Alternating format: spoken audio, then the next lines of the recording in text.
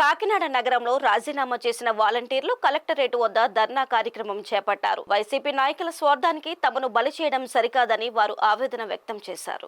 కొత్తగా ఏర్పడిన కూటమి ప్రభుత్వం రాజీనామా చేసిన వాలంటీర్లను తిరిగి విధుల్లోకి తీసుకోవాలని రాజీనామా చేసిన వాలంటీర్లు ప్యారీజాన్, అరుణ, వెంకటలక్ష్మి, సత్యవాణి, సుధా, కరుణ, తేజ తదితరులు అభ్యర్థించారు. ఈ సందర్భంగా వారు మాట్లాడుతూ వైసీపీ నాయకుల రాజకీయ స్వార్థ ప్రయోజనాల కోసం తమను బలి చేశారని వాపోయారు. స్థానిక నాయకులు తమను బెదిరించి రాజీనామా చేయించారని తెలిపారు. తాము ఇంటర్వ్యూలకు వెళ్లి వాలంటీర్లుగా ఎంపికయ్యామని వైసీపీ నాయకులు తమకు ఉద్యోగం ఇప్పించలేదని స్పష్టం చేశారు. మేము ఈ రోజు ఇక్కడ మీట్ అయ్యి మా బాధని ప్రెస్ సోదరులతో మేము చెప్పుకుంటున్నామండి.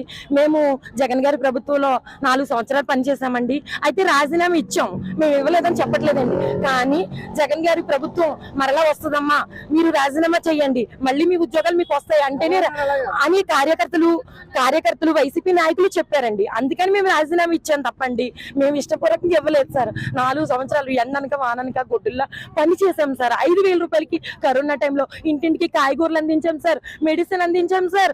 అలాగే ఎవరు కూడా ఈ రోజున కనిపించే నాయకులు ఎవరు కూడా ఆ రోజు కనిపించకపోయినా మేము ముందున్నామమ్మా అని 60 కుటుంబాలు, 70 కుటుంబాలు, 80 కుటుంబాలకి ఎంతో సర్వీస్ చేశాం సార్. మా భర్తలు, మా పిల్లలు, అమ్మ డ్యూటీకి వెళ్తున్నాం, కరోనా వస్తుందంట, మళ్ళీ నువ్వు ఇంట్లోకి వస్తే మాకు అంటుకుంటదేమో అని భర్త పిల్లలు దెబ్బలన్నా మేము ఆగలేదు. ఈ 5,000 రేపు పొద్దున 10,000 అవుతుంది, పర్మనెంట్ అవుతుంది అని చెప్పి మేము విధుల్లోకి వెళ్ళాం సార్. ఈ రోజు నాడు ప్రతి ఒక్కరు రాజీనామా మిమ్మల్ని ఎవరు చేయమన్నారంటే ఆ రోజు నాడు మేము ప్రభుత్వంలో పనిచేస్తున్నాం కదా, చెయ్యకపోతే మళ్ళీ ఆ ప్రభుత్వం వస్తే పెట్టుకొని అన్నారు కదా, అందుకని చేసాం సార్.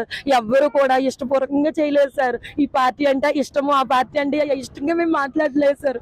మేము కేవలం ప్రజలకి సేవ చేయడానికి మాత్రమే విధుల్లోకి వచ్చాం సార్. మమ్మల్ని అర్థం చేసుకోండి, మా పొట్టలు కొట్టకండి. మేమందరము కూడా వైసీపీ నాయకులు కూడా మాకు ఫోన్ చేసి అమ్మ ధైర్యంగా ఉండనని కూడా ఒక మాట చెప్పలేదు సార్. మా బాధ, మా పెయిన్ ఎవరికి చెప్పుకోవాలి సార్?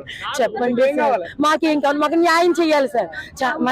మన సీఎం చంద్రబాబు నాయుడు గారు మా కాకినాడ వాలంటీర్స్ ఇంకా ఎక్కడెక్కడ వాలంటీర్స్ ధర్నాలు చేస్తున్నారో వాళ్ళందరిది రిపోర్ట్ తీసుకొని మళ్ళీ మా కుటుంబాలు, మా పోస్టులు, మా వాలంటీర్ సర్వీస్ ఏదైతే సేవ ఉందో అది మాకు అప్పగించి మా జీతాలు అనకూడదు సార్, తప్పు సార్. మా గౌరవ వేతనం మాకు ఇచ్చి మమ్మల్ని ఆదుకోవాలని మా కుటుంబం ఇప్పుడు వచ్చి కలెక్టర్ ఆఫీస్ అంటే ఏంటో నాకు తెలియదు సార్. ఇప్పుడు మా ఆయన గారే వస్తారు, ఈ రోజు కలెక్టర్ ఆఫీస్ ధర్నా చేస్తున్నామంటే మీరు అర్థం చేసుకోండి సార్.